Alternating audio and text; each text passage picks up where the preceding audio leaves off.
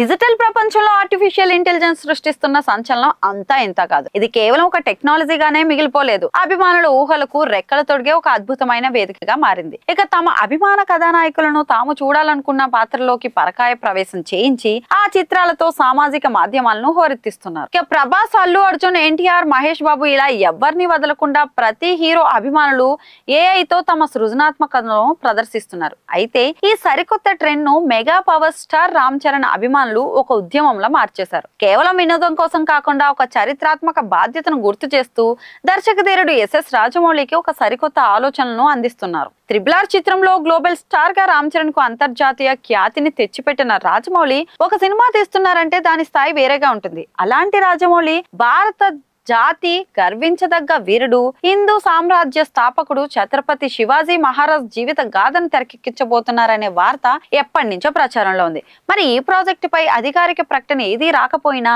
ఈ పాత్రను ఎవరు పోషిస్తారనే దానిపై తీవ్రమైన చర్చ అయితే జరుగుతోంది. మరి ఈ చర్చకు అద్భుతమైన శైలిలో సమాధానం చెప్తూ రామ్ చరణ్ అభిమానులు ఏఐ సాంకేతికతతో అద్భుతాలు సృష్టించారు. వీరత్వం ఉట్టిపడే కళ్ళు, రాజసం ఉట్టిపడే రూపం, నుదుట తిలకం, చేతిలో భవానీ ఖడ్గంతో ఛత్రపతి శివాజీ గారు రామ్ చరణ్ ఊహించుకుంటూ సృష్టించిన చిత్రాలు క్షణాల్లో అంతర్జాలాన్ని షేక్ చేశాయి.